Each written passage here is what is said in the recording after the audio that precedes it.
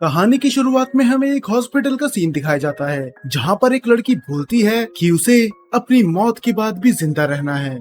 और फिर scene cut होता है एक छोटे से रेस्टोरेंट में जहाँ पर सभी कॉलेज स्टूडेंट पार्टी कर रहे थे और वहीं पर होता है हमारा मेन कैरेक्टर सोरानो काकेरू, जिसको मैं सोरानो ही बुलाऊंगा, जो कि इसका फैमिली नेम है। फिर हमें दिखाया जाता है कि उसका दोस्त उससे पूछता है आखिर तुम्हें क्या हुआ, तुम ठीक तो हो ना, तुम अचानक से ही सो गए। तब वो बताता है कि मुझे बहुत बुरा सपना आया, वही जैसे हर बार आते हैं। तब उसका दोस्त नारुमी बोलता है कि अरे यार तुम तो अभी बहुत ज्यादा जवान हो, तुम अपनी लाइफ इस तरह बर्बाद क्यों कर रहे हो, तुम्हें बाकियों की तरह एंजॉय करना चाहिए जहाँ पर तुम सोने नहीं आए। तब सोरानो उसे बोलता है कि अपना मुंह तो बंद ही रखो, मैं तो घर पे आराम से सोने वाला था, वो तो तुम हो जो मुझे जबरदस्ती यहाँ पर लेके आ गए। अब तुम्हारे वजह से मुझे कल क्लास में दिक्कत होगी क्योंकि मैं पूरी रात यहाँ पर एंजॉय कर रहा हूँ। तब नारुमी भी बोलता है कि मैं ये बात एडमिट करता हूँ कि मैं बहुत ही बुरा रूममेट हूँ। और तभी वो अपने बाकी कॉलेज के दोस्तों को देखता है जो लाइफ को इस तरह एंजॉय कर रहे थे मानो ये चीज मायने रखती है, पर उसका मानना ऐसा नहीं था। वो तो बस सोच रहा था कि किसी तरह ये पार्टी जल्दी खत्म हो ताकि वो घर जा सके। और वो नोटिस करता है कि किसी तरह बाकी सब लड़के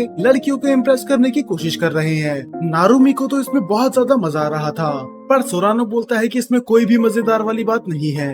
ये सब लड़के तो ऐसा रिएक्ट करते हैं मानो सेल्फ रिस्पेक्ट नाम की इनमें चीज ही नहीं है। और जैसे ही ये बात बोलता है उनमें से एक लड़का बीच में खड़ा हो जाता है और वो बोलता है कि मुझे कुछ बात कहनी है। मैं जब से इस कॉलेज में आया हूँ तब से मुझे प्यार का मतलब पता चल चुका है। मैंने कभी प्यार को इतना सीरियसली नहीं लिया, पर उस लड़की को देखने के बाद अब मैं पागल हो चुका हूँ। और वो पॉइंट करता है एक लड़की की तरफ जो कि एकदम कोने में बैठी हुई थी, जिसका नाम था यूको। वो उसके सबके सामने कन्फेस करता है कि मुझे तुमसे प्यार है, तब से जब से मैंने पहली बार तुम्हें कॉलेज में देखा था। पर यूको बहुत ज्यादा पोलाइटली मना कर देती है। वो बोलती है कि तुम मेरे टाइप के नहीं हो तो हम दोनों डेट नहीं कर सकते। तो सभी बच्चे जोर जोर के हंसने लग जाते हैं। और जिस लड़के ने कन्फेस करा था वो खुद भी उस बात का बुरा नहीं मानता, बल्कि वो तो खुद भी हंसता है। तब सोरानो बोलता है कि मुझे ऐसे लोग बिल्कुल पसंद नहीं है, ये बस अटेंशन ग्रैब करना चाहते हैं। वो लड़का बस चाहता था कि सबकी नजरें उस पे आ जाएं। मैं तो ऐसा कभी सपने में भी ना करूं, मुझे इतनी अटेंशन से नफरत है। तब उसका दोस्त बोलता है तो अगर तुम्हें इस शोर शराबे से दिक्कत है तो क्यों ना हम यूको के साथ बैठ जाएं। और वो नोटिस करता है यूको को, जिसके साथ एक और लड़की बैठी हुई थी। वो दोनों ही बहुत ज्यादा सुंदर थे और वो सबसे अलग बैठे हुए थे। और वो अपने मन में सोचता है ये लड़की अब पक्का यही सोचती होंगी कि हम तो बहुत ज्यादा सुंदर हैं, तो हम भला बाकियों के साथ क्यों बैठे, इनमें पक्का बहुत ज्यादा एटीट्यूड होगा, यही रीजन है कि वो अकेले बैठी हैं। तो अच्छा ही रहेगा कि मैं ऐसी लड़कियों से दूर रहूं। पर उसका दोस्त नहीं सुनता, वो उसका हाथ पकड़ के उसे खींचते हुए लेके जाता है और वो बैठ जाता है उन लड़कियों के पास। और वो सब अपने आप को इंट्रोड्यूस करवाते हैं। वो लड़की बताती है मेरा नाम है यूको, और उसकी बगल वाली लड़की बोलती है कि मेरा नाम है कोहारू फुत्सुकी, जिसको मैं आगे कोहारू ही बुलाऊंगा। तब सोरानो बोलता है कि ये लड़की आखिरकार बात किससे कर रही है, क्योंकि वो उसकी आंखों में नहीं देख रही थी, वो तो देख रही थी उसके पीछे। और फिर वो नोटिस करता है कि उसे अपना जूस का ग्लास ढूंढने में दिक्कत हो रही थी। तब नारुमी बोलता है कि क्या हुआ, क्या तुम्हारी आंखें थोड़ी कमजोर हैं क्या? तब कोहारू बोलती है कि ऐसा नहीं है कि मेरी आंखें कमजोर है, दरअसल मैं ब्लाइंड हूँ, तो मैं कुछ भी नहीं देख सकती। वो हारू को तो यकीन नहीं होता, क्या सच में ये लड़की देख नहीं सकती? पर वो कुछ बोलता नहीं और इसके बाद पार्टी खत्म हो जाती है।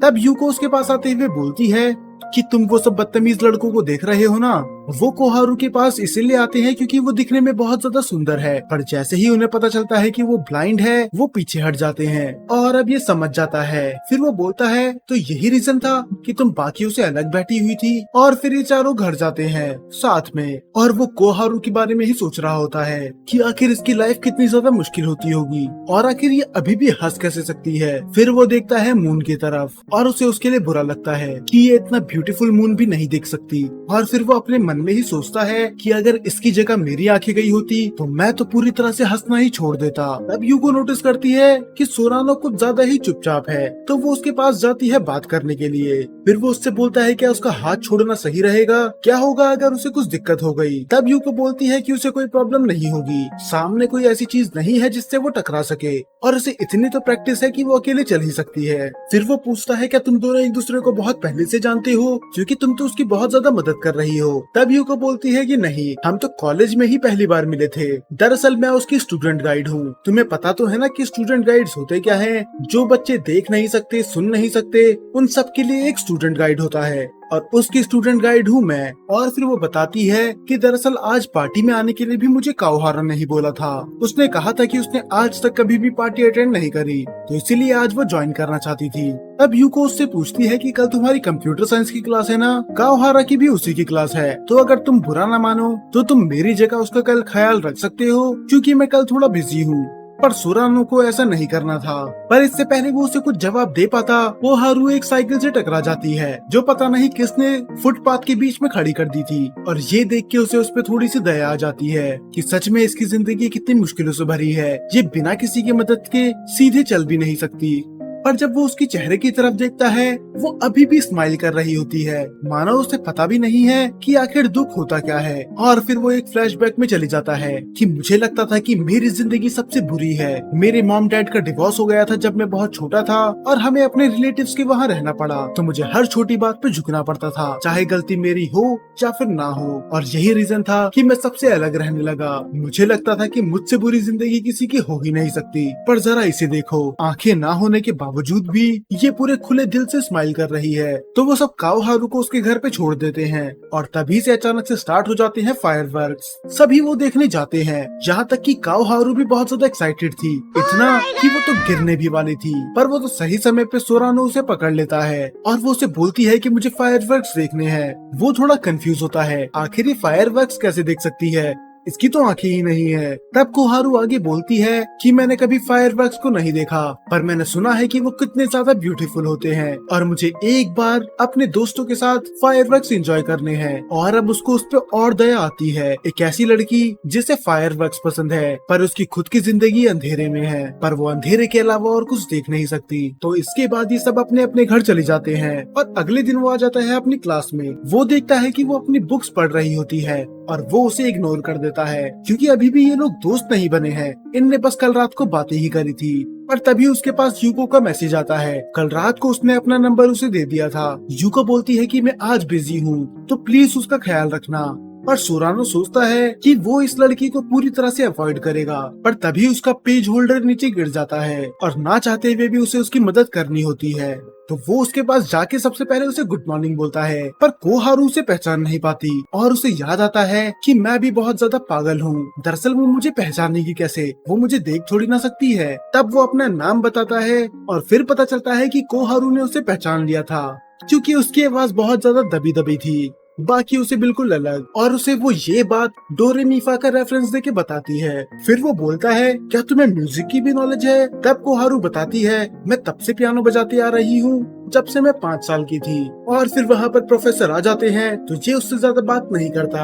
और क्लास खत्म होने के बाद वो देखता है कि वो अपनी स्टिक निकालती तो है, पर वो उसके हाथ से छूट जाती है, और वो उसे ढूंढने जा रही होती है, पर वो स्टिक उससे बहुत ज्यादा दूर थी। तो ये बात तो उसे भी पता थी कि ये उस स्टिक तक नहीं पहुंच पाएगी। और वो देखता है कि पूरी क्लास खाली हो चुकी है। वो सोच रहा था कि अगर कोई और इसकी मदद कर देगा तो वो यहाँ से निकल जाएगा, पर पूरी क्लास में और कोई होता नहीं। तो फाइनली उसे ही कोहारू की मदद करनी पड़ती है, और वो उसे अकेला तो अब बिल्कुल नहीं छोड़ सकता था। कहीं अगर ये रास्ते में गिरगिट आ गई तो यूको तो इसकी जान ले लेगी। तब कोहारू बताती है कि इसके बाद मेरी कोई क्लास नहीं है, तो अगर तुम भी फ्री हो तो हम क्या बाहर कॉफी पीने चले, क्योंकि यूको ने आज मुझसे मैसेज करा था कि वो बिजी है। और वो थोड़ी देर के लिए हैरान होता है कि आखिर इसने मैसेज पढ़ा कैसे। तब कोहारू बोलती है कि ये सब बातें मैं तुम्हें बाद में बताऊंगी। तो अब वो जाते हैं वेंडिंग मशीन में कॉफी लेने के लिए, और वो मशीन से अपनी कॉफी खुद ही निकाल लेती है। वो फिर से हैरान होता है, आखिर इसकी आंखें नहीं है तो ये सब ये चीजें कैसे कर लेती है।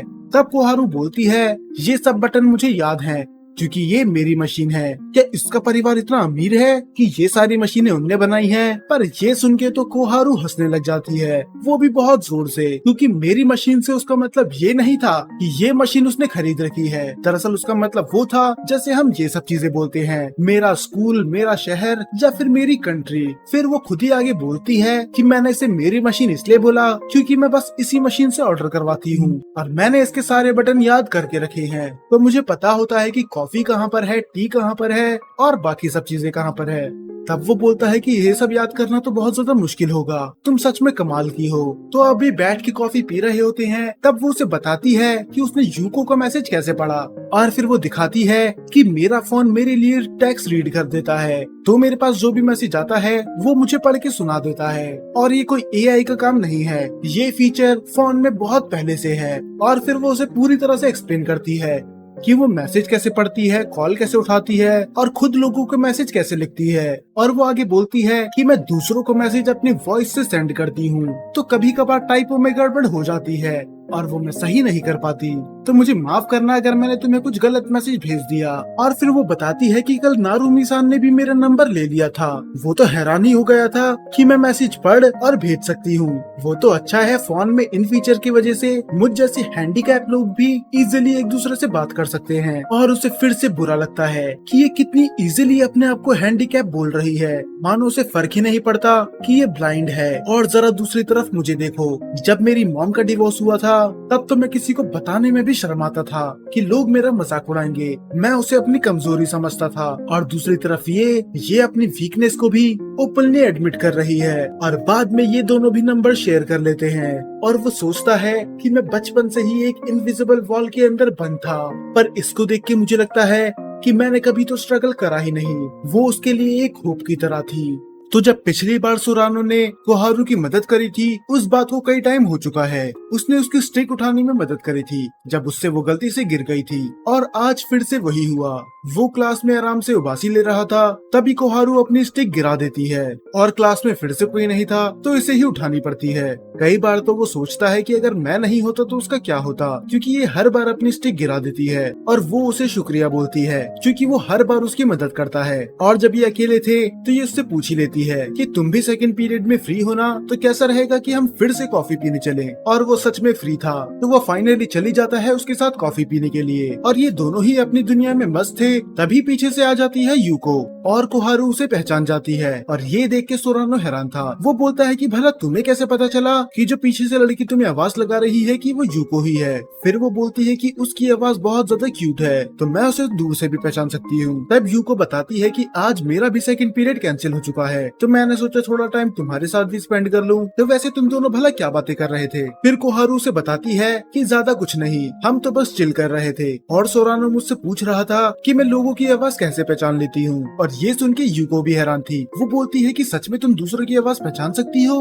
और सोरानो अपने मन में सोचता है कि मैंने कहीं सुना था जिन लोगों की आंखें नहीं होती उनकी सुनने की शक्ति बहुत ज्यादा बढ़ जाती है। हालांकि ये सवाल उसे पूछना था, पर उसे पूछते हुए अजीब लग रहा था। क्या होगा अगर ये सवाल सुन के वो ऑफेंड हो जाए या फिर उसे बुरा लगे। पर इससे पहले वो कुछ सोच भी पाता, यूको ये सवाल पूछ देती है। वो बोलती है कि ये बात सच है कि जब कोई अंधा हो जाता है तो उसकी सुनने की शक्ति बढ़ जाती है। उस पे कोहारू हंसती है। वो बोलती है कि ऐसा कुछ नहीं है, शायद मेरी सुनने की शक्ति इसलिए अच्छी है क्योंकि मैं बचपन में पियानो बजाया करती थी और मुझे तरह तरह के नोट्स में डिफरेंस पता करना होता था, तो इसलिए शायद मैं लोगों की आवाजों में भी डिफरेंशिएट कर पाती हूँ। और ये सुन के तो यूको और भी हैरान हो गई थी। वो बोलती है कि तुम पियानो बजा सकती हो, ये बात तुमने मुझे पहले की नहीं बताई। मैं तो किसी पियानिस्ट को ही ढूंढ रही थी। दरअसल कैंपस में कल्चरल फेस्टिवल आने वाला है और वहाँ पर जैज कॉन्सर्ट भी होगा, तो ऐसा कम्युनिटी मेंबर मुझे सब चीजों का ध्यान रखना है, इस सारे इंस्ट्रूमेंट अच्छे से बजे। तो क्या तुम एक बार ग्रैंड पियानो चेक कर सकती हो, क्योंकि अगर वो बीच में खराब हो गया तो सारा ब्लेम मेरे ऊपर ही आ जाएगा। अब सोरानो सोचता है कि ये दोनों लड़कियां बिजी हो चुकी है, तो अब मुझे निकलना चाहिए। पर यूको उसे रोक लेती है। वो बोलती है कि तुम किधर जा रहे हो, क्या तुम हमें छोड़ने नहीं चलोगे? हमें मेमोरियल हॉल जाना है ताकि वहाँ पर ये पियानो चेक कर सके। पर उसका बिल्कुल भी मन नहीं था। वो बोलता है कि अगर तुम जा रही हो तो मुझे जाने की क्या जरूरत है। पर यूका फिर उससे बोलती है तुम वैसे भी तो अपने डॉम में ही जा रहे हो ना। तब वो बोलती है कि मैं वहाँ पर अकेले नहीं जा सकती, क्योंकि वो जगह ऑथराइज पर्सनल यूज के लिए है। मतलब उस जगह पर वही लोग जा सकते हैं जिनका वहाँ पर डॉम है, और अगर मुझे याद है तो तुम्हारा डॉम भी वहीं आसपास ही कहीं है, तो बिना तुम्हारे हम उधर नहीं जा सकते। अब यूको इतनी भीख मांग रही थी और ऊपर से कोहारू इतनी प्यारी स्माइल करती है, तो उससे मना नहीं करा जाता और वो मान जाता है। और जब ये वहाँ के लिए निकलते ही हैं, तभी यूको के पास एक मैसेज आता है और वो उनसे फिर से माफी मांगती है। वो बोलते हैं कि मुझे फेस्टिवल की तैयारी के लिए मीटिंग में जाना होगा, तो पियानो वाला काम तुम दोनों अकेले ही संभाल लेना। और वो उस बेचारे को वहाँ पर अकेला छोड़ के चली जाती है और फिर सोरानो कोहारू को लेके जाता है उस हॉल में, जहाँ पर वो उस पियानो को छूकर हैरान हो गई थी। वो बोलती है कि ये तो सच में ग्रैंड पियानो है, जो पियानो मेरे पास था ये उससे कहीं ज्यादा महंगा और कहीं ज्यादा बेहतर है। अब उसके मन में फिर से एक सवाल था, पर इस बार वो पूछ लेता है। वो बोलता है कि अगर तुम देख नहीं सकती तो तुम इन कीज को याद कैसे करती हो, क्योंकि कई सारे पियानिस्ट तो ऐसे होते हैं जो बिना शीट के म्यूजिक बजा तक नहीं सकते। तब वो स्माइल करते हुए बोलती है कि ऐसा नहीं है, मैं बस वही गाने बजा सकती हूँ जो मुझे याद है। दरअसल पहले मैं देख सकती थी, तो मैंने जब जो गाने बजाना याद रखे वो मुझे अभी तक याद है। और उसके साथ साथ ऐसी कई हैबिट्स हैं जो मेरे पास अभी भी है, जैसे पियानो बजाते बजाते शीट की तरफ देखना, या फिर जब कोई मुझसे बात करता है तो उनकी तरफ घूम जाना, जैसे कि मानो मैं उन्हें देख सकती हूँ। और यहाँ तक कि जब फायर क्रैकर्स फूटते हैं तब तो मैं आसमान की तरफ देखती हूँ। हाँ, मुझे पता है कि मैं ये सब चीजें नहीं देख सकती, पर ये मेरी मसल मेमोरी का पार्ट है। इसका मतलब ये शुरू से ब्लाइंड नहीं थी, ये बहुत बाद में जाके ब्लाइंड हुई है। इससे पहले ये दुनिया वैसे ही देख सकती थी जैसे हम सब देखते हैं। और वो एक स्माइल के साथ बोलती है कि मुझे खुशी है, चाहे थोड़े कम टाइम के लिए ही, पर मैंने उस दुनिया को देखा और वो इमेज मेरी मेमोरी में हमेशा रहेगी। इस पे तो सोरानो को समझ में नहीं आता कि वो क्या बोले, क्या वो उसकी तारीफ करे या उसे मोटिवेट करे। उसे तो ऐसा लग रहा था कि अगर वो कुछ भी बोलेगा वो चीज उसे रूढ़ी लगेगी, तो वो चुप रहना ही पसंद करता है। तो इसके बाद इसके अंदर आ जाती है अरीमा कोसे की आत्मा और ये पियानो इस तरह बजाती है जिससे सोरानो एक अलग ही दुनिया में चली जाता है। वो सच में बहुत ज्यादा कमाल की थी, बिना देखे भी वो कितना अच्छा बजा लेती है। और जब अपनी परफॉर्मेंस खत्म होने के बाद वो उससे पूछती है कि उसे कैसा लगा, तो वो उसकी तारीफ करता है कि ये सच में कमाल था। पर आखिरकार ये पीस था कौन सा? क्या ये बाक था या फिर मोजार्ट? नहीं, शायद ये चॉपिन होगा। और उसके सारे के सारे गैस ही गलत थे और इस पे वो हंसने लग जाती है, वो भी पूरे खुले दिल से। वो बोलती है कि तुम बहुत ज्यादा फनी हो। दरअसल ये पीस फूकी हारुमी का है, द अरेबियन सी। ये पीस मैं तब बजाती थी जब मैं 5th ग्रेड में थी और ये मुझे अभी तक याद है। हाँ, पर मैंने स्पीड और कुछ चीजों में गड़बड़ कर दी क्योंकि अब मैं देख नहीं सकती। पर ये सब गलतियां सोरानो नहीं पकड़ पाता क्योंकि वो कौन सा बेथोवेन है। अब पियानो को अच्छे से चेक करने के बाद ये दोनों बाहर निकल जाते हैं और ये घर जाते हैं साथ में। तब वो उसे थैंक यू बोलती है 2 चीज के लिए, उसका पियानो सुनने के लिए और उसके स्टिक उठाने के लिए। ये पक्का नहीं पता मुझे कि ये इसने जानबूझ के करा था या फिर नहीं, पर मेरे हिसाब से इसने अपनी स्टिक जानबूझ के गिराई थी। तभी वो आगे बोलती है कि मुझे पता था कि तुम आज भी मेरी स्टिक उठाओगे और जब तुमने फाइनली उठा ली तो मैं बहुत ज्यादा खुश थी क्योंकि इसी बहाने हम दोनों बात तो कर लेंगे। तब वो अपनी पूरी बात बताती है कि वो उससे बात करना क्यों चाहती थी। दरअसल अब ये दोनों एक दूसरे को बहुत टाइम से जानते हैं, पर फिर भी ये साथ में उतना टाइम स्पेंड नहीं करते जितना एक दोस्त को करना चाहिए। तो ये हर बार बहाने से अपनी स्टिक गिरा देती है और वो उठाता है और उठाने के बाद ये उससे कॉफी के लिए पूछ लेती है। हाँ, मैं तुमसे डायरेक्ट पूछ भी सकती थी, पर तुम्हें पता है ना कि मैं देख नहीं सकती, तो मुझे पता नहीं चलता कि तुम किधर बैठे हुए हो। और मैं बीच लेक्चर में तुमसे चिल्ला के तो नहीं बोल सकती कि सोरानो मेरे साथ कॉफी पीने चलो, क्योंकि ये तो बहुत ज्यादा एम्बेरेसिंग होता। और वो स्माइल करने लग जाती है। तब सोरानो बोलता है कि अगर तुम्हें टाइम स्पेंड करना ही है तो तुम मुझे मैसेज भी तो कर सकती हो, तुम्हारे पास मेरा नंबर तो है ही। और वो हैरान हो जाती है, तो क्या मैं तुम्हें कभी भी मैसेज कर सकती हूँ अगर मेरा तुम्हारे साथ घूमने का मन हो? और वो हाँ बोल देता है। अब फिर से कुछ दिन बीत जाते हैं और आज क्लास में सोरानो पढ़ रहा होता है अट्रैक्शन और साइकोलॉजी के बारे में। टीचर क्लास में समझाते हैं कि जब 2 अपोजिट जेंडर एक दूसरे को देखते हैं तो वो कैसे रिएक्ट करते हैं। जब कोई भी पर्सन किसी दूसरे पर्सन को देखता है जिसे वो पसंद करता है, तब उसकी हार्ट बीट बढ़ना शुरू हो जाती है, उसका दिमाग ढंग से काम नहीं करता, यहाँ तक कि उसके सपने में भी वही चीजें चलती हैं। तब टीचर सबसे पूछते हैं, मैं गारंटी के साथ कह सकता हूँ कि ये चीजें तुम्हारे साथ भी हुई होंगी। क्या तुम्हारी लाइफ में कोई पर्सन है जिसे तुम डेली बेसिस पे देखते हो? तब सोरानो सोचता है, अब इन टीचर को कौन बताए कि मैं डेली बेसिस पे इस गधे को देखता हूँ। नारुमी मेरा रूममेट है और मैं इसके अलावा तो ज्यादा किसी से बात भी नहीं करता। कहीं ऐसा ना हो जाए कि बाद में मुझे इससे ही शादी करनी पड़े, क्योंकि इसके अलावा तो मेरी लाइफ में कोई है ही नहीं। तब वो क्लास खत्म होने के बाद बाहर निकलता है और फिर उसके पास आता है है एक मैसेज, और ये मैसेज था कोहारू का। तब वो उसे माजिमारू शिप देखने के लिए बुलाती है और सोरानो सोचता है कि मैं ही था जिसने इससे कहा था कि तुम मुझे कभी भी मैसेज कर सकती हो, पर इसका जाने का मन बिल्कुल नहीं था, क्योंकि हम जानते ही हैं इसे लोगों से मिलना बिल्कुल अच्छा नहीं लगता। पर क्या करे, अब वो उससे वादा कर चुका था, तो ये वहाँ पर चल ही जाता है। कोहारू मिल जाती है उसे शिप के पास ही, और पता नहीं आज क्यों और कैसे जब कोहारू उसकी तरफ स्माइल करते हुए देखती है, उसकी दिल की धड़कनें बढ़ जाती है। ऐसा आज से पहले कभी नहीं हुआ। वो खुद को तसल्ली देता है कि नहीं, ये अट्रैक्शन नहीं है, ऐसा बस इसीलिए हो रहा है क्योंकि मैंने आज क्लास में इसके बारे में पढ़ा है, और शायद मेरा दिल बस इसीलिए धड़क रहा है क्योंकि मैं भाग के यहाँ पर आया हूँ, और कोई रीजन नहीं हो सकता। तब वो बोलता है कि तुमने आखिर मुझे यहाँ पर बुलाया क्यों है। फिर कोहारू उसे पूरी बात बताती है। वो बोलती है कि मैंने इस शिप के बारे में बहुत कुछ सुना है, और मेरा सपना था कि मैं इस शिप को अंदर से देखूं, तो मैं चाहती हूँ कि तुम मेरी आंखें बनो, तुम मेरे साथ अंदर चलो और मुझे वो सब बताओ जो तुम देख सकते हो। मैं वो सब महसूस करना चाहती हूँ। मैं बचपन से ही इस शिप में जाना चाहती थी, पर इसके गेट्स कभी खुले नहीं होते थे, पर आज ही मुझे पता चला है कि ये टूरिस्ट के लिए आज ओपन है, तो हम अंदर जा सकते हैं। पर सोरानो को तो बिल्कुल मन नहीं था। वो तो सोच रहा था कि वो घर बैठ के एक झपकी ले लेता। शिप उसे वैसे भी पसंद नहीं है, पर कोहारू से समझाने की कोशिश करती है, आखिर तुम्हें एक शिप कैसे पसंद नहीं आ सकती। जरा सोच के तो देखो कि उसका इंटीरियर कितना ब्यूटीफुल होगा, कितना कमाल का होगा, क्योंकि हम अगर आज नहीं गए तो शायद कभी भी नहीं जा पाएंगे, क्योंकि बाद में इसके गेट बंद हो जाएंगे, और अगर हम कैंपस से निकल गए तो यहाँ पर आना तो और भी ज्यादा मुश्किल हो जाएगा। सोरानो उसके बारे में थोड़ा सोच के देखता है। हाँ, ये बात तो सही बोल रही है, पर उसका अंदर जाने का मन बिल्कुल नहीं था।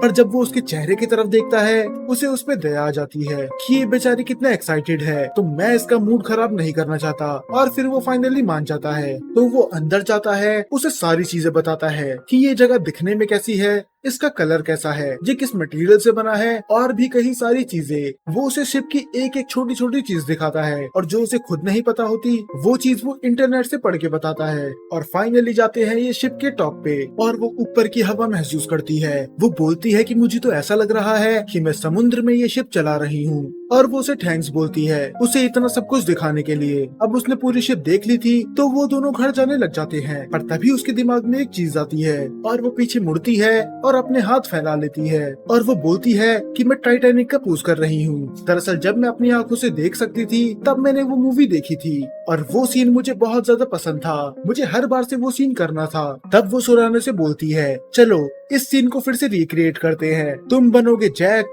मैं बनूंगी रोज। और बेचारा तो शर्मा जाता है, क्योंकि वो सीन करने के लिए सोरानो को उसे छूना पड़ेगा, और ये अभी भी इतने अच्छे दोस्त नहीं बने हैं कि वो उसे इस तरह से छुए। तब वो बोलता है, चलो कुछ यूनिक ट्राई करते हैं, तुम बन जाओ जैक और मैं बन जाऊंगा रोज। वो ऐसा इसलिए बोल रहा था ताकि उसे कोहारू को छूना ना पड़े। वो तो बस सब्जेक्ट चेंज करने की कोशिश कर रहा था, पर वो तो बोलने लग जाती है, चलो हाँ ऐसा ही करते हैं, मैं साथ में गाना भी गाऊंगी। तो वो डिसाइड करता है वो टॉपिक को पूरी तरह से ही चेंज कर देगा। वो बोलता है कि मेरे ख्याल से हमें यहाँ से जल्दी चली जाना चाहिए, क्योंकि क्या होगा अगर ये टाइटैनिक डूब गई। और इस पे वो फिर से जोर जोर से हंसने लग जाती है। वो बोलती है कि तुम सच में बहुत ज्यादा फनी हो, आखिरकार हमारी टाइटैनिक कैसे डूब सकती है, क्योंकि ये पानी में थोड़ी ना तैर रही है, ये तो जमीन पे है। वो जब भी सोरानो के साथ रहती है वो बहुत ज्यादा खुल के हंसती है, और वो हंसते हंसते पीछे गिर जाती है, और वो उसे पकड़ लेता है, और ना चाहते हुए भी इनने थोड़ी देर के लिए टाइटैनिक का सीन रिक्रिएट कर ही दिया था। तब वो बोलती है कि अगर मैं अपने आप को हवा में थोड़ी देर के लिए रख पाती तो शायद हम टाइटैनिक का सीन रिक्रिएट कर पाते।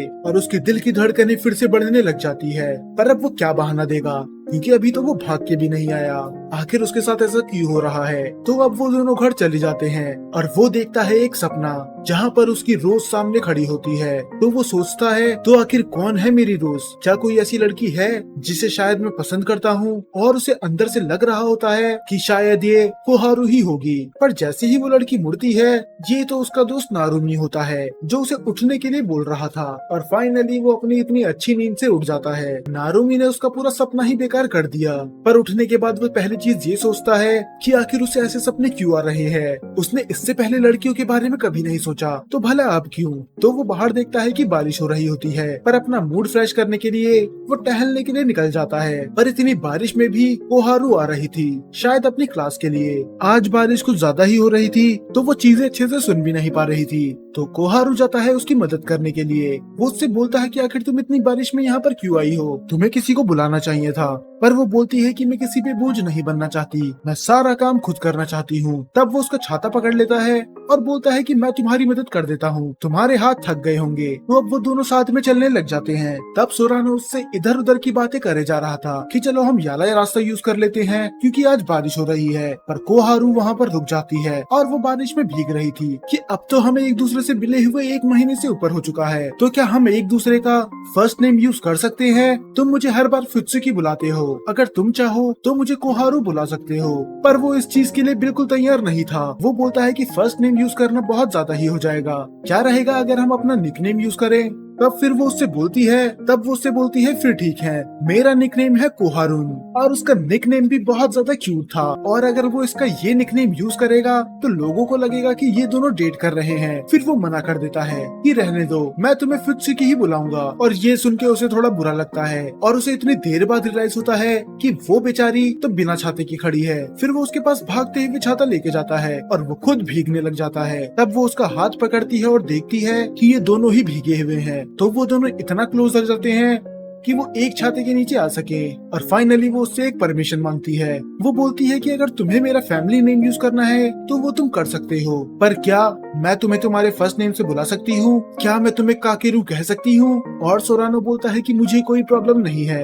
और ये सुन के वो खुश हो जाती है कि ठीक है, अब से मैं तुम्हें काकेरू ही कह के बुलाऊंगी। और वो दोनों वहाँ से चले जाते हैं। अब ये हर बार की तरह कैंपस की छत पर आ जाते हैं क्योंकि ये सेकंड लेक्चर में फ्री होते हैं, तो अपना वो फ्री टाइम भी यहाँ पर स्पेंड करते हैं। कोहारू अपने लिए ड्रिंक ऑर्डर कर रही थी पर वो बटन को 2-3 बार दबा देती है और उसमें से कुछ नहीं निकलता। फिर वो समझ जाती है कि शायद उसकी फेवरेट ड्रिंक सोल्ड आउट हो चुकी है। तब सोरानो सोचता है कि मैंने तो कभी इसके बारे में सोचा ही नहीं। हाँ, इसने अपनी फेवरेट ड्रिंक का बटन याद कर रखा है पर ये देख के बता नहीं सकती कि वो ड्रिंक खत्म हो चुकी है या फिर नहीं, और इसका पता ये नहीं लगा सकती। तो वो उसे खुद बोलता है कि तुम्हारी ड्रिंक तो खत्म हो चुकी है, तो मैं तुम्हारे लिए कुछ और ऑर्डर कर दूं, जैसे कोल्ड ड्रिंक या फिर कॉफी। तब वो थोड़ा सोचती है और रैंडमली ही कोई सा भी बटन दबा देती है। वो थोड़ा हैरान था। वो बोलता है कि आखिर तुम करने की कोशिश क्या कर रही हो? तब कोहारू बोलती है कि इसे एक सरप्राइज की तरह ही समझ लो, मैंने रैंडमली कोई सा भी बटन दबा दिया तो जो भी ड्रिंक आएगी वो मेरे लिए एक सरप्राइज होगी। मुझे तब तक पता नहीं चलेगा जब तक मैं उसे ट्राई न कर लूं। क्या तुम्हें नहीं लगता कि ये थोड़ा इंटरेस्टिंग है?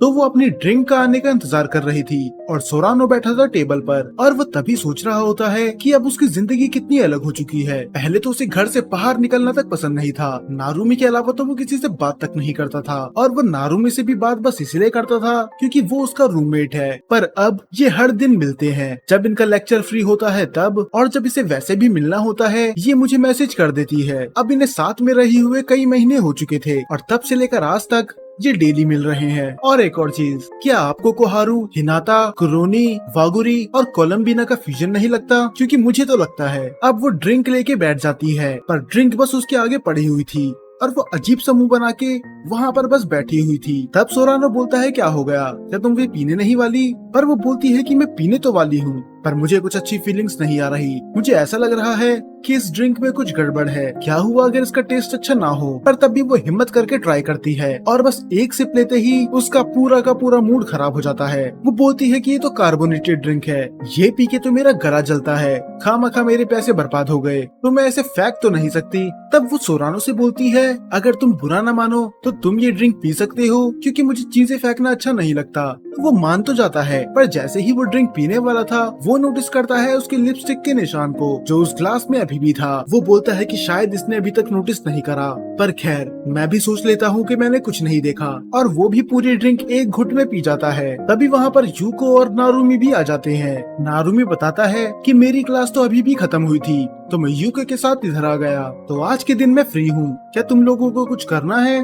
अगर हम सभी फ्री हैं तो हम सभी साथ में चलते हैं। और यूको को भी ये आइडिया पसंद आता है। तब कोहारू बोलती है कि हाँ बहुत मजा आएगा, हम सब साथ में एंजॉय करेंगे, और कैसा रहेगा कि हम सब कैरियोके जाएं। तब यूको भी बोलती है अरे हाँ मैं तो भूल ही गई थी, तुम मुझसे कई टाइम से बोल रही थी कैरियोके जाने के लिए, और आज अगर सब फ्री हैं तो चलो वहीं पर चलते हैं। तब नारुमी भी बोलता है तो इसी बहाने में वहाँ पर गाना भी गा लूंगा।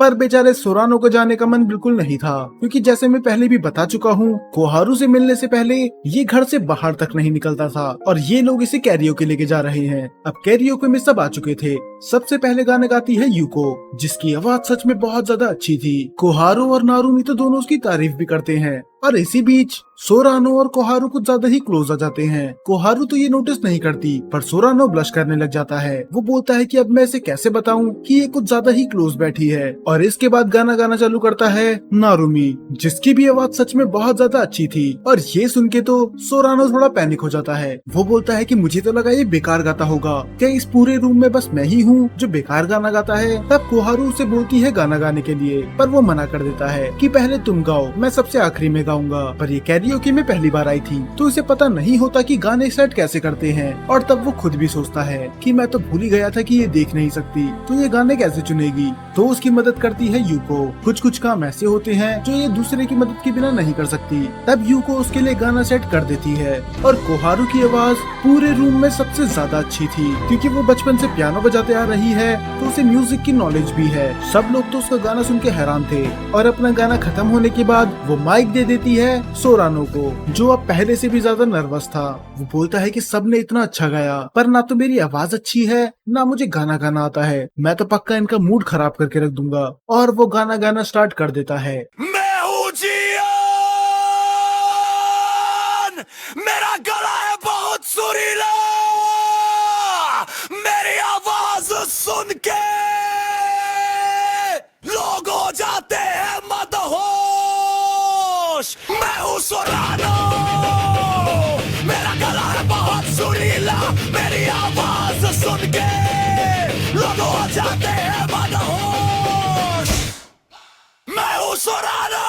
और उसकी आवाज सच में बहुत ज्यादा बेकार थी। और बस उसकी आवाज ही अजीब नहीं थी, वो गाना बहुत ज्यादा ऑकवर्डली भी गा रहा था। वो इतना अजीब गा रहा था कि बैकअप के लिए यूको और नारुमी को इंस्ट्रूमेंट प्ले करने पड़ते हैं। और ये चीज उसे और भी ज्यादा नर्वस कर देती है। तब कोहारू बोलती है कि मुझे ये गाना पसंद है, तो चलो साथ में गाते हैं। और धीरे धीरे करके वो भी उसके साथ गाने लग जाती है। और अब वो थोड़ा कम नर्वस था, क्योंकि मेन पॉइंट होता है एंजॉय करना, और वो ये कर रहे हैं। इससे फर्क नहीं पड़ता कि ये अच्छा गाए या फिर बेकार। और आज का दिन खत्म हो जाता है।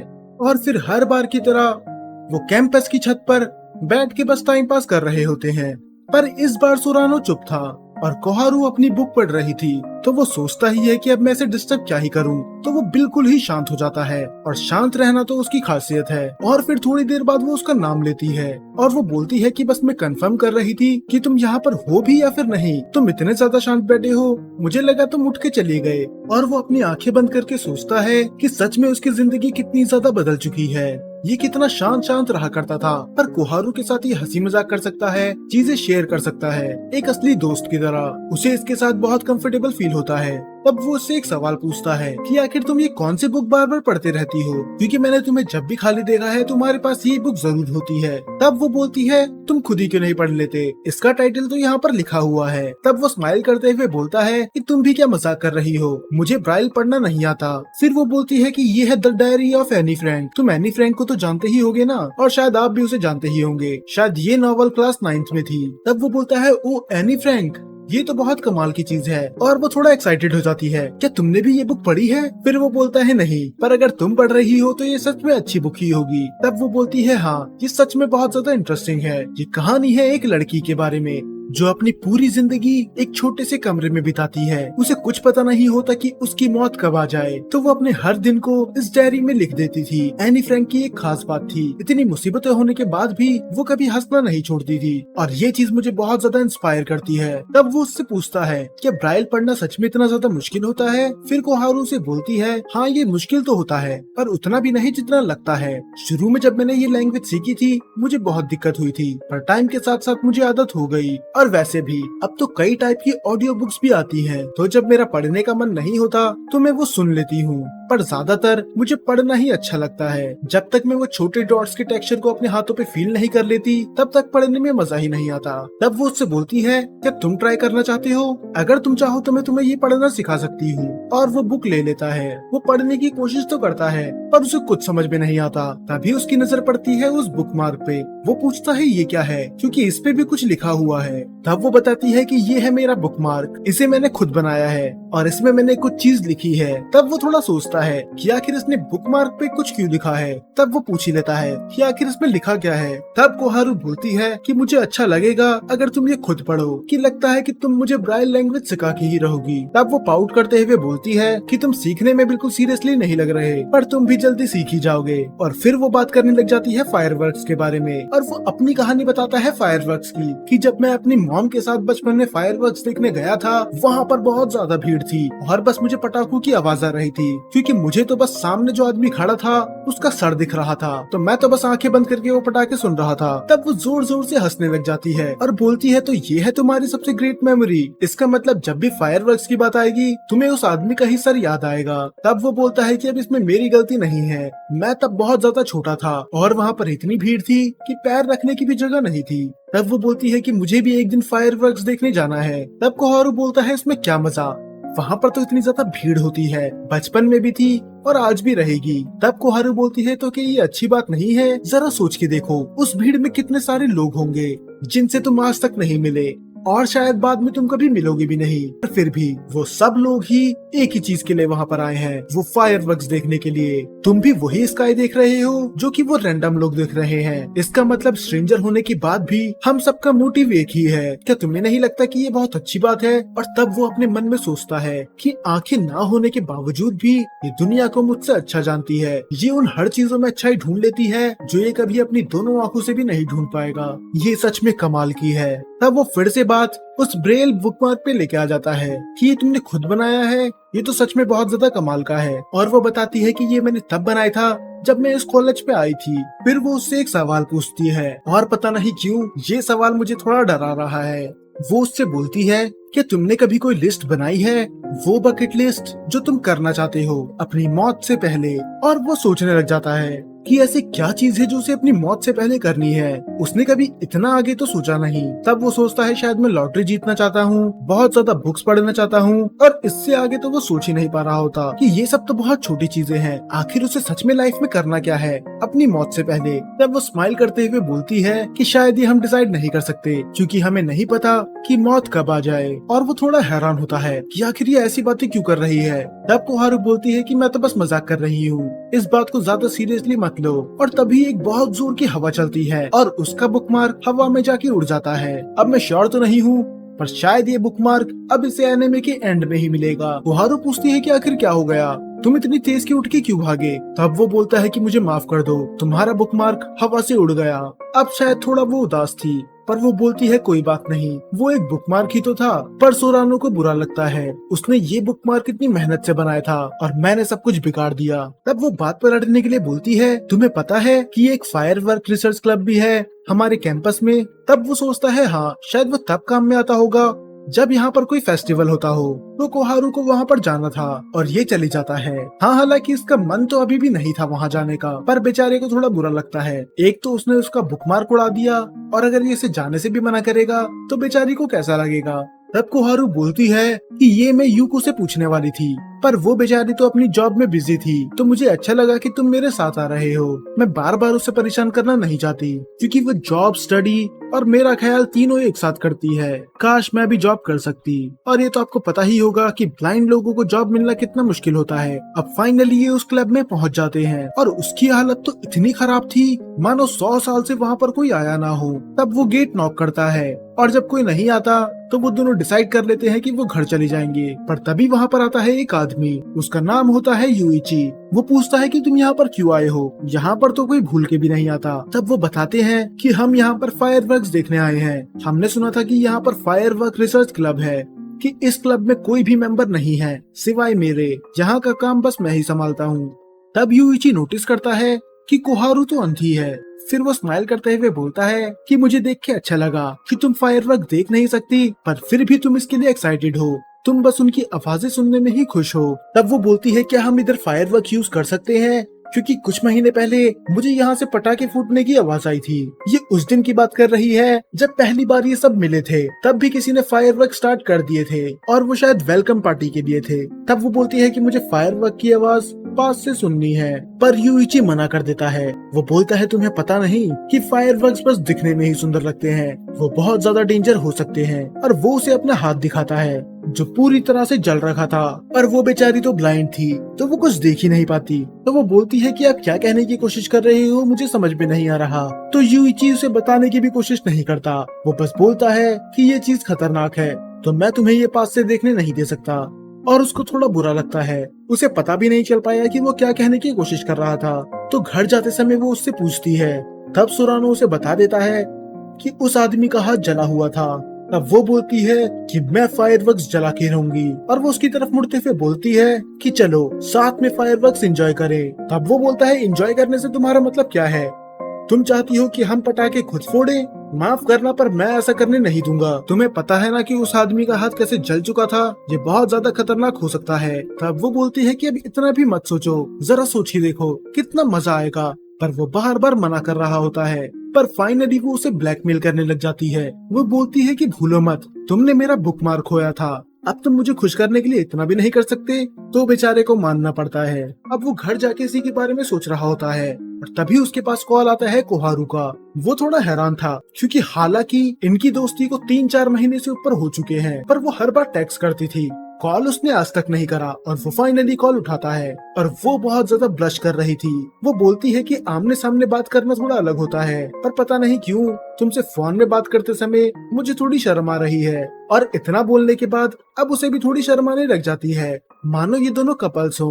तब वो बोलती है कि हमने डिसाइड तो कर लिया कि हम फायरवर्क्स फोड़ने जाएंगे, पर हम कल मिलेंगे कहाँ? तब वो बोलता है कि वैसे तो मैंने सोचा था कि मैं तुम्हें तुम्हारे घर ही लेने आ जाऊंगा, पर वो मना कर देती है कि अगर ऐसा होगा तो हमारी डेट जैसी नहीं लगेगी। और वो हैरान होता है, वो बोलता है क्या हम लोग कल डेट पे जा रहे हैं? तब वो ब्लश करते हुए बोलती है कि जब एक लड़का और लड़की घूमने जाते हैं उसे डेट ही तो बोलते हैं, मेरा और कोई गलत मतलब नहीं था। ये ठीक वैसे ही डेट की बात कर रही है जैसे रिंतारो और वागुरी साथ में गए थे। तो वो उसे बता देता है चलो ठीक है, फिर हम दोनों कल ब्रिज के पास मिलेंगे। और वो फोन काटते ही अपना मुंह छुपा लेता है, और वो सोचता है कि ये लड़की किसी दिन सच में मेरी जान ले लेगी। और उसका दिल जोरों से धड़कने लग जाता है, कहीं ये सच तो नहीं कि उसे कोहारू से प्यार होने लगा है। तो अब सोरानो तैयार हो जाता है कोहारू के साथ डेट पे जाने के लिए। टेक्निकली ये डेट ही थी।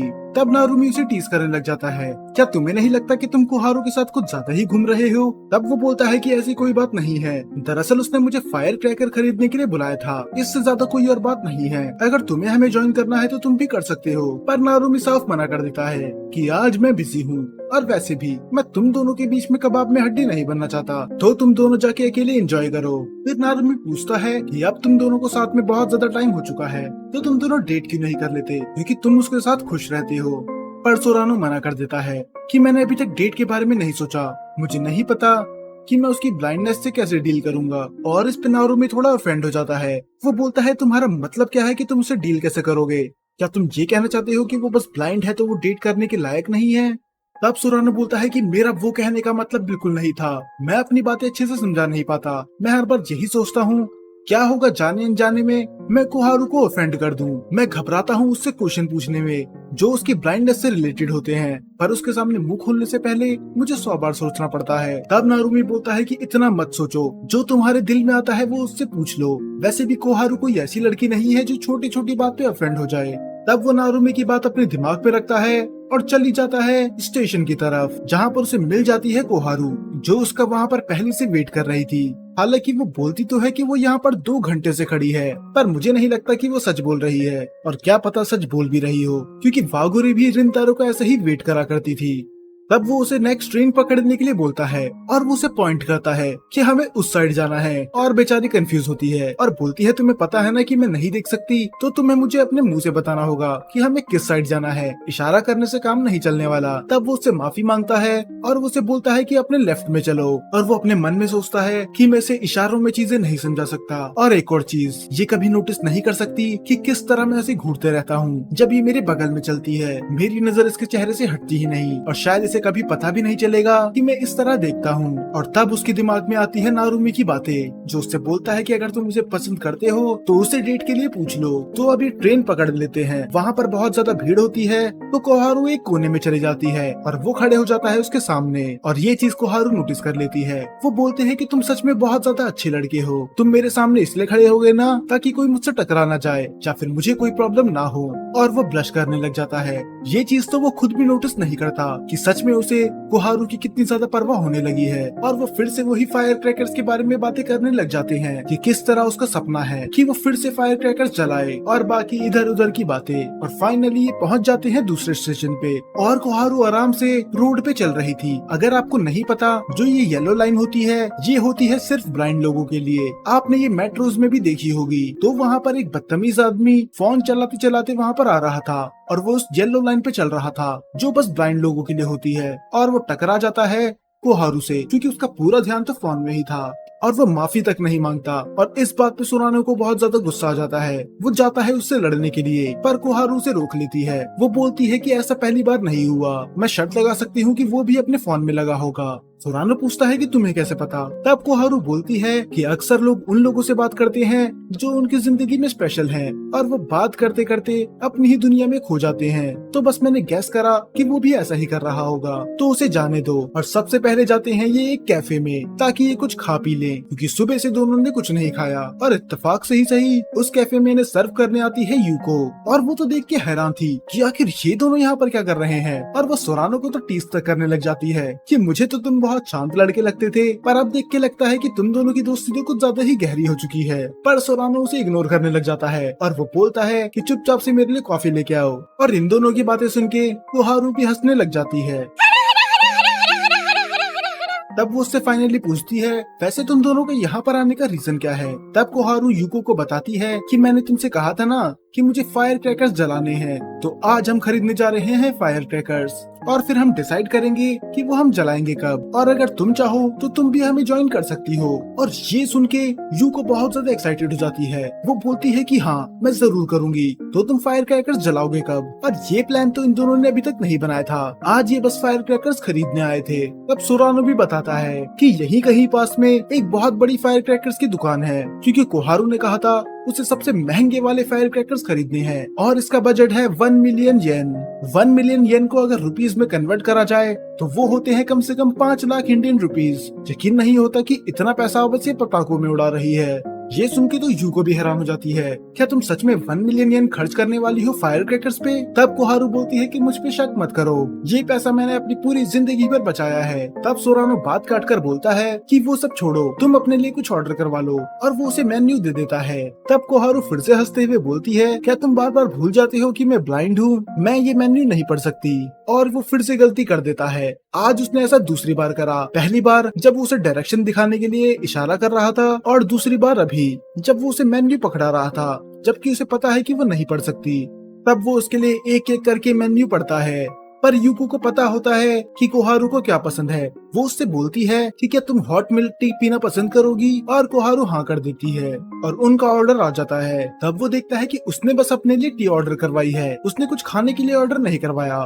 तो वो उसे अपनी ब्रेड ऑफर करता है। तब कोहारू बोलती है कि मुझे नहीं खाना, हाँ पर अगर तुम अपने हाथों से मुझे खिलाओगे तब शायद मैं खा लूंगी। तब वो पूरी ब्रेड खाते हुए बोलता है कि तो भूल जाओ, मैं ऐसा नहीं करने वाला। और तब वो फाइनली उससे एक सवाल पूछता है, आखिर तुम्हें दिखता क्या है। मुझे पता है कि तुम ब्लाइंड हो पर क्या तुम्हें प्योर डार्कनेस दिखती है। तब वो बोलती है ऐसा नहीं है, मुझे पूरी चीज ब्लैक नहीं दिखती, बस ऐसा मान लो कि मुझे चीज दिखती है व्हाइटिश, एक ट्रांसपेरेंट ब्लर की तरह। और ऐसा पहली बार था जब वो उसके ब्लाइंडनेस के बारे में कुछ सवाल पूछ रहा था और वो बिल्कुल भी बुरा नहीं मानती। और यहाँ पर टी पीने के बाद ये लोग चली जाते हैं फायर क्रैकर्स लेने के लिए। वहाँ पर होती है एक दुकान जो पूरी फायर क्रैकर से भरी हुई थी। सोरानो से सब चीज एक्सप्लेन करता है कि कौन सी चीज कहाँ पर पड़ी हुई है और वो उससे बोलती है कि बजट की चिंता मत करो, मेरे पास 1 मिलियन येन है, तो जो सबसे महंगा है और जो पटाखे सबसे ज्यादा आवाज करते हैं तुम वही लेना।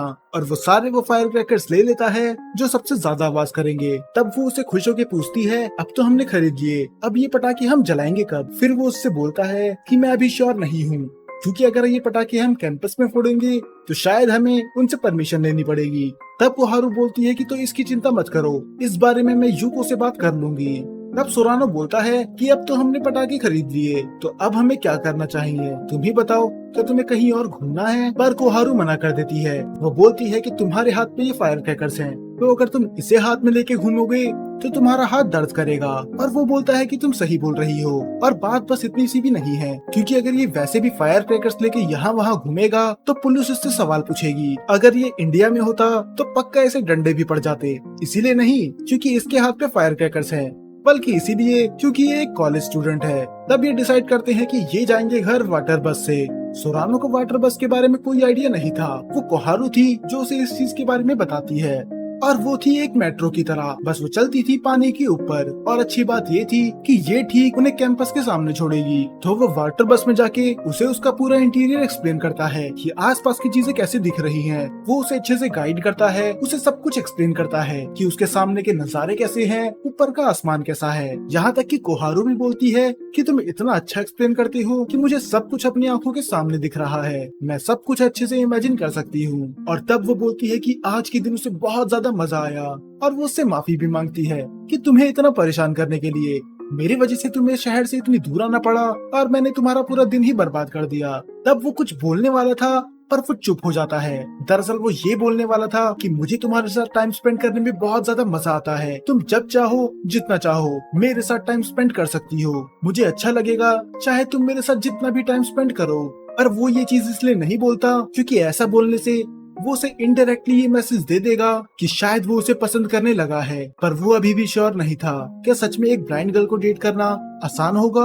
और तब वो वाटर बस चलने लग जाती है। और हाँ, एक और चीज, ये मुझे थोड़ी थोड़ी शिनोबू की तरह भी लगती है। खैर, जब वाटर बस चलना चालू होती है तो वो उस ठंडी हवा को अपने चेहरे पे महसूस कर सकती थी, और वो बहुत ज्यादा सुंदर लग रही थी, इतनी कि सोरानो उससे अपनी नजर हटा भी नहीं पाता।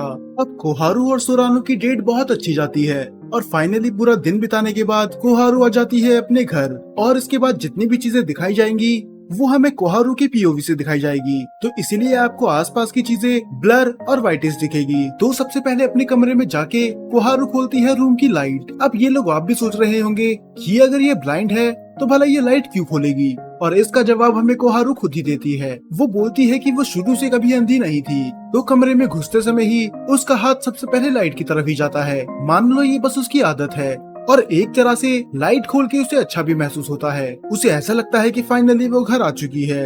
अब वो कपड़े चेंज करके आराम से बैठ जाती है और सोच रही होती है अपने डेट के बारे में। पर तभी कोहारू की मॉम उसको आवाज लगाती है, और वो उसकी माँ थी, तो उसे पक्का पता था कि उसकी बेटी ने कुछ नहीं खाया होगा, तो वो उसको खाने पे नीचे बुलाती है, और वो जाते समय भी लाइट बंद करते हुए जाती है। उसकी मॉम ने उसके लिए टेम्पुरा बनाया था जो कि उसका फेवरेट है। अब कोहारू अपने आप से बोलती है कि मुझे भी बाकी लोगों की तरह भूख लगती है, पर फिर भी मैं किसी के सामने नहीं खाती। अगर आपको याद होगा, जब ये सोरानो के साथ डेट पे थी तब इसने कुछ भी खाने से मना कर दिया था। तब वो आराम से अपना टेम्पुरा खाती है और उसका खाना उसके मुंह पे लग जाता है, तो इसीलिए उसकी मॉम उठती है और उसका मुंह साफ कर देती है। और यही रीजन था, इसे दूसरों के सामने खाना पसंद नहीं है। क्या होगा अगर ये दूसरों के सामने खाएगी और इसके मुंह पे सब कुछ लगा होगा, इसे तो कभी पता भी नहीं चल पाएगा। तभी ये सोरानो के सामने नहीं खाना चाहती और वो ब्लश करने लग जाती है। क्या अगर वो उसके सामने खाती तो सोरानो भी उसका मुंह ऐसे ही साफ करता। अब उसकी ये स्माइल देख के उसकी मॉम समझ जाती है, और उसकी मॉम उसकी स्माइल देख के बोलती है,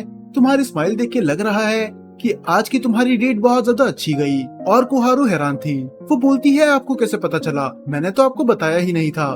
फिर उसकी मॉम बोलती है कि ये पता लगाना कोई बड़ी बात नहीं थी, आज तुमने मेकअप में बहुत ज्यादा टाइम लगाया और तुमने पता नहीं कितनी बार ही ड्रेस चेंज कर ली, और तुम बहुत ज्यादा खुश और नर्वस भी लग रही थी सुबह। और उसकी मॉम बिल्कुल सही थी, क्योंकि आज कोहारू अपने टाइम से कुछ ज्यादा ही पहले उठ चुकी थी। उसने ड्रेस चुनने में घंटे लगा दिए और मेकअप करने में भी। ये ऐसा बहुत कम करती है। तब फिर वो एडमिट कर लेती है कि मेरी डेट बहुत ज्यादा अच्छी गई थी। और तब वो अपना खाना खत्म करने के बाद वापस जाती है अपने रूम में, और वो सोचती है कि जब से उसकी आंखें गई हैं, तब से लोग उसे अलग से ट्रीट करने लगे हैं। उन्हें लगता है कि ये बाकियों की तरह नहीं है, और वो उसे ग्रुप से एक्सक्लूड कर देते हैं। पर सोरानो बिल्कुल अलग है। वो उसकी परवाह करता है, जहाँ तक कि वो उसे समझने की भी कोशिश करता है। आंखें ना होने के बावजूद भी मुझे बुक्स पढ़ना पसंद है।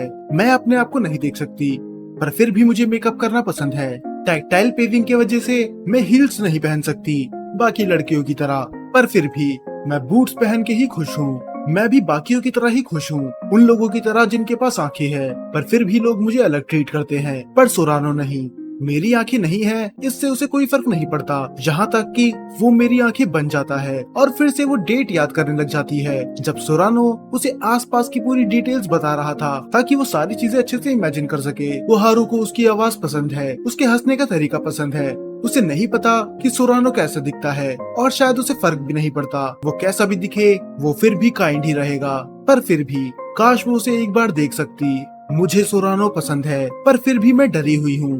पर क्या पता वो ऐसे लोगों को डेट ना करना चाहता हो जिन्हें डिसेबिलिटीज है। मैं उसे ब्लेम नहीं कर सकती। मुझे पता है कि सोरानो बाकियों की तरह नहीं है, और ये सच भी है। सब लड़के इसको अप्रोच तो करते हैं इसे डेट करने के लिए, पर जैसे ही उन्हें पता चलता है कि ये अंधी है, वो पीछे हट जाते हैं। और ये पता होने के बावजूद भी कि सोरानो बाकियों की तरह नहीं है, फिर भी वो डरी हुई है। क्या पता अगर ये रिलेशनशिप की बात सामने लेके आई तो वो पीछे हट जाए, तो वो अपनी फीलिंग्स अभी कन्फेस नहीं कर सकती।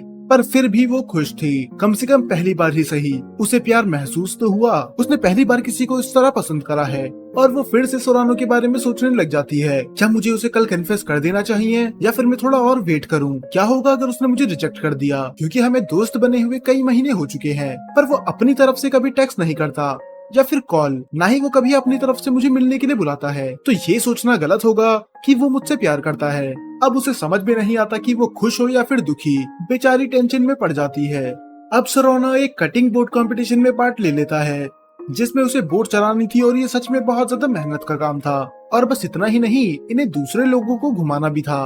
तो इनकी बोट में बैठने आ जाते हैं कोहारू और यूको। और कोहारू उस बोट में बैठ के बहुत ज्यादा खुश थी। अब यूको को अच्छा फील नहीं हो रहा था, तो वो बोट रोक देते हैं। तब कोहारू बोलती है, क्या तुम्हें पता है आज फेस्टिवल के आखिर में फायर क्रैकर्स फोड़े जाएंगे, तो हम सब वो साथ में देखेंगे। तब यूको बोलती है कि आज मुझे कमेटी के काम से जाना है, तो मैं कोहारू के साथ नहीं रह सकती, क्या तुम उसका ख्याल रख लोगे? तब नारुमी भी बोलता है कि 7 बजे तो मुझे भी काम पे जाना है, तो तुम्हें कोहारू के साथ अकेले ही रहना होगा। और सोरानो को इससे कोई प्रॉब्लम नहीं थी, तो वो कोहारू से बोलता है कि मुझको कॉलेज के बाद मिल जाना, उसी जगह पर जहाँ पर हम रोज मिलते हैं।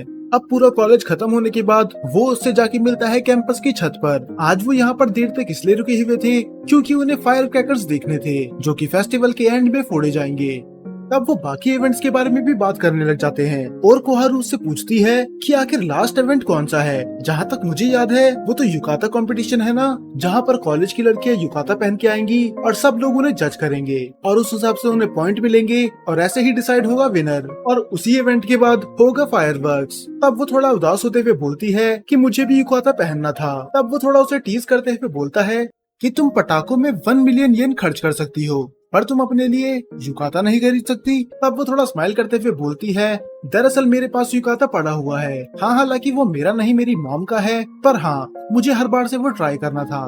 तब सोरानो बोलता है, फिर ये तो अच्छी बात है, तुम्हें तो वो कॉन्टेस्ट अटेंड करना चाहिए। और थोड़ी देर के लिए तो वो हैरान थी, और वो थोड़ा उदास होते हुए बोलती है कि तुम्हें पता है मैं ऐसा नहीं कर सकती, क्योंकि मानो मैंने पार्टिसिपेट कर भी लिया तो क्या मुझे वोट मिलेंगे? बाकियों का छोड़ो, क्या तुम भी मुझे वोट दोगे? और सोरानो बिना किसी हेजिटेशन के बोल देता है साफ कि हाँ मैं तुम्हें जरूर वोट दूंगा, ये सवाल तुम्हें पूछने की जरूरत भी नहीं थी। पर तब कोहारू बोलती है, तुम्हें पता है ना कि मैं ब्लाइंड हूँ, पर फिर भी तुम मुझे वोट दोगे? तब सोरानो से समझाता है कि आखिर युकाता कॉन्टेस्ट से ब्लाइंडनेस का क्या लेना देना। पर फिर वो अपने मन में ही बोलता है कि वो झूठ किसको बोल रहा है। उसे पता है कि इसकी ब्लाइंडनेस की वजह से शायद ये कभी ना जीत पाए, क्योंकि चलो ये इसे वोट दे भी देगा, पर बाकियों का क्या?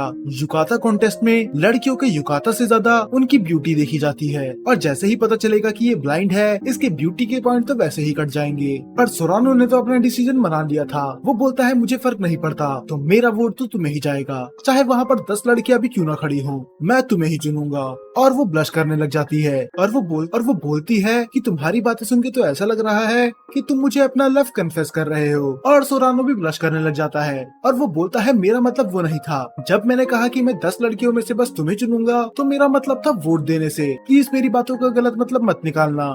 और वो हंसने लग जाती है। वो बोलती है कि मुझे तुम्हारी बात का बुरा नहीं लगा। तब जो ये फायर क्रैकर्स लेके आए थे वो उनके बारे में बात करने लग जाती है, और वो अभी होते हैं सोरानो के घर पर तभी अचानक से वहाँ पर होने लग जाती है जोरों की बारिश, और बाहर अनाउंसमेंट होती है जो कि करती है यूको कि भारी बारिश की वजह से आज हम फायरवर्क्स एंजॉय नहीं कर सकते। और इस चीज की वजह से कोहारू थोड़ी उदास थी, और बारिश में भीग के उसे जुकाम भी हो जाता है। तब वो उसे अपनी जैकेट दे देता है और उसका हाथ पकड़ लेता है, और वो बोलता है कि इससे पहले तुम्हारी हालत और ज्यादा खराब हो, हमें कहीं शेल्टर ले लेना चाहिए। और ये कोहारू के घर तो अभी नहीं जा सकते थे क्योंकि बारिश बहुत ज्यादा तेज थी। तो सोरानो उसे इनवाइट करता है अपने घर पर, और वो उसके घर पे चले जाते हैं। और इसी के साथ ये एपिसोड हो जाता है खत्म। अब वो दोनों ही बारिश में खड़े होके वेट कर रहे थे।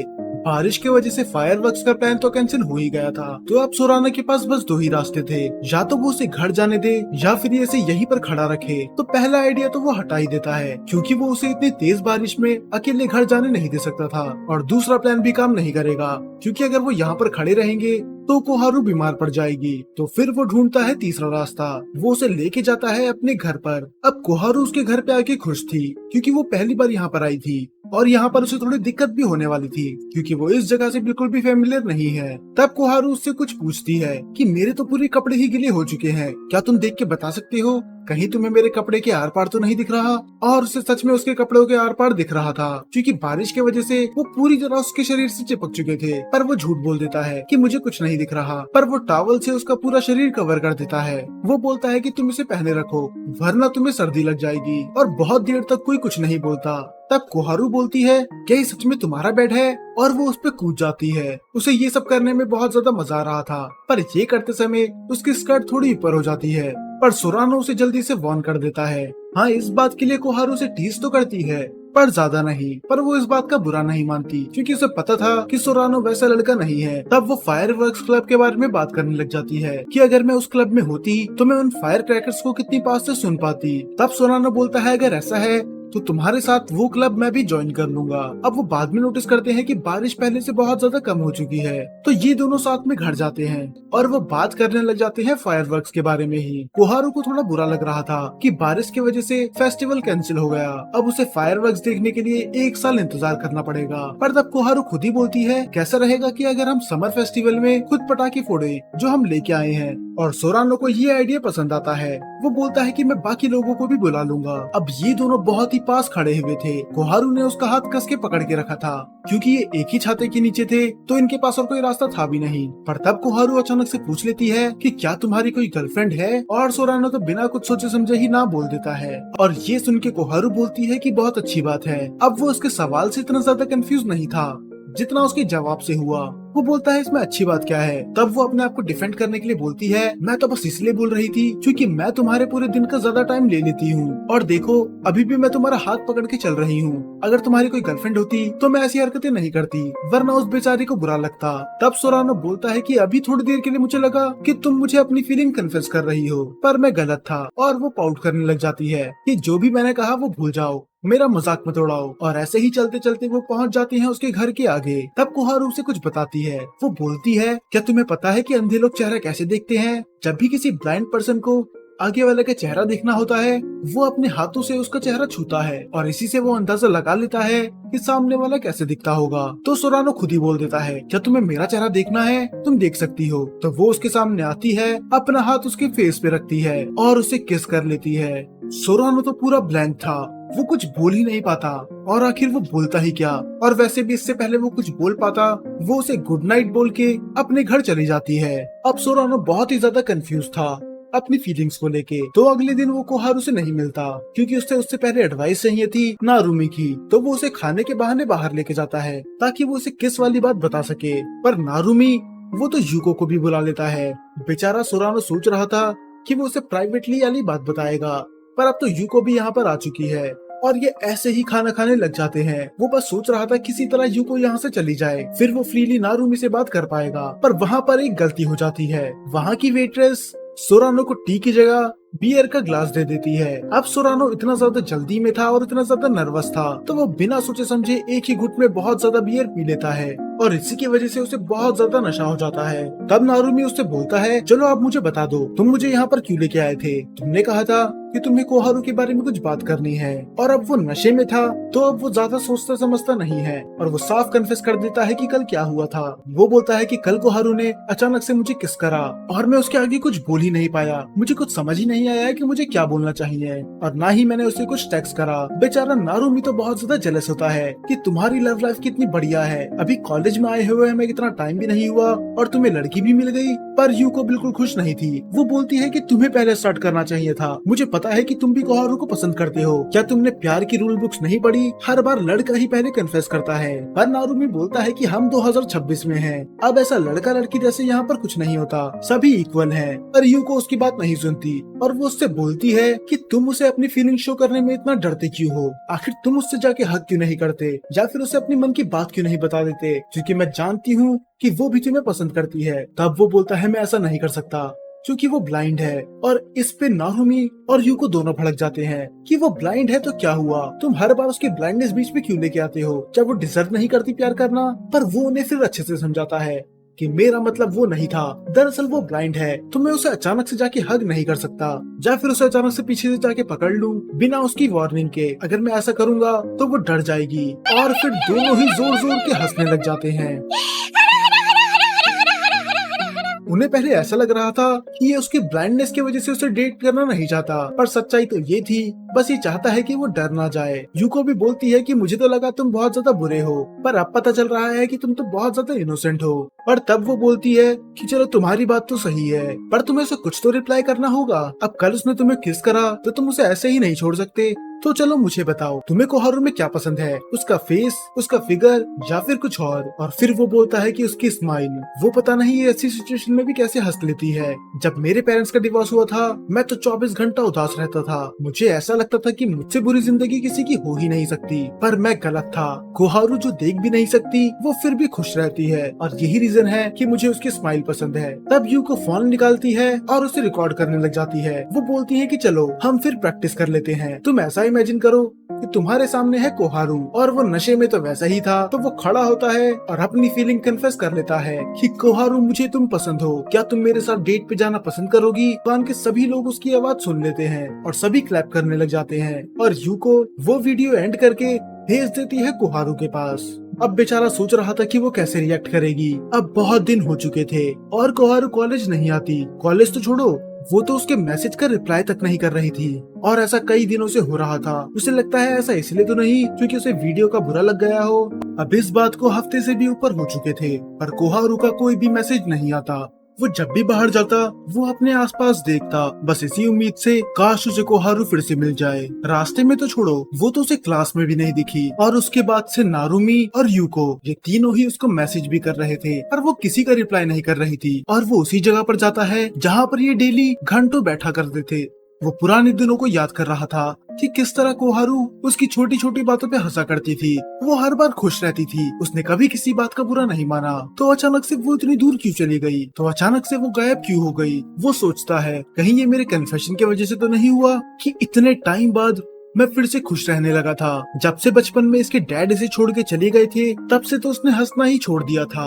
जब फाइनली इसे हंसने की एक और वजह मिली अब वो भी इसे छोड़ के जा चुकी है। तभी वहाँ पर आती है यूको जो कि बहुत ज्यादा उदास थी। वो बताती है कि मैंने उसे बहुत बार रीच करने की कोशिश करी पर वो मुझे कहीं मिल ही नहीं रही है और वो अपने आप को ब्लेम करती है। वो बोलती है कि सारी गलती मेरी है, मुझे उसे वो वीडियो भेजनी ही नहीं चाहिए थी। पर वो उसे समझाता है कि इसमें तुम्हारी कोई गलती नहीं है, जो तुमने किया वो बस एक छोटा सा मजाक था, गलती तो मेरी थी जो मैंने इतना कुछ बोल दिया। पर तभी वहाँ से आता है भागते हुए नारुमी और वो बोलता है कि मुझे उसका पता चल गया और वो एक हॉस्पिटल का नाम लेके बोलता है कि मुझे खबर आई है कि वो उसी हॉस्पिटल में है। तो सुरानो बोलता है कि फिर जल्दी चलो, हमें उससे मिलना है। पर नारुमी मना कर देता है। वो बोलता है कि मैं अपनी क्लास छोड़ के नहीं जा सकता वरना टीचर मुझे कॉलेज से ही निकाल देंगे। तो यूको और सोरानो दोनों अकेले ही चली जाते हैं और थोड़ी देर बाद यूको के भी पैर में मोच आ जाती है। तो वो बोलती है कि तुम जाओ, मैं तुम्हारे पीछे पीछे आ जाऊंगी। और सोरानो पागलों की तरह भाग रहा था। वो ना तो रुकता है और ना ही थकता है, वो बस भागे जा रहा था। उसे याद भी नहीं होता कि वो लास्ट टाइम इतना कब भागा था। उसे बस आखिरी बार कोहारू को देखना था। वो इतना लंबा सफर भागते भागते ही कंप्लीट कर देता है और वो ठीक उनके पास जाके पूछता है कि प्लीज मुझे कोहारू के बारे में बताओ। उसका पूरा नाम है फ्यूत्सुकी कोहारू, वो यहाँ पर एडमिट है, क्या प्लीज आप मुझे उसका रूम नंबर बता सकती हैं? पर वो लोग ये बताने से मना कर देते हैं। वो बोलते हैं कि ये सारी चीजें पर्सनल है, हम आपको नहीं बता सकते जब तक आप किसी फैमिली मेंबर के साथ नहीं आते।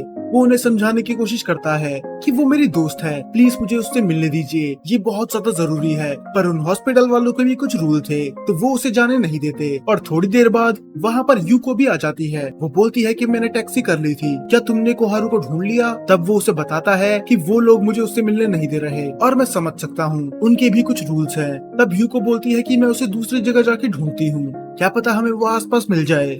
वो पक्का होगी 3rd फ्लोर पे जो कि है सर्जिकल वार्ड। तो वो थर्ड फ्लोर पे जाता है। वो पूरे फ्लोर चेक कर रहा था, बस इसी उम्मीद में कि उसे कोहारू एक बार मिल जाए। और जब वो उसे वहाँ पर नहीं मिलती, वो एक एक फ्लोर चढ़ते रहता है। आसपास की नर्सें भी देख के बोलती हैं कि आखिर ये है कौन जो कब से यहाँ पर घूम रहा है। पर फाइनली वो पहुँच जाता है सबसे टॉप पर, और वहाँ पर उसे आती है पियानो की आवाज।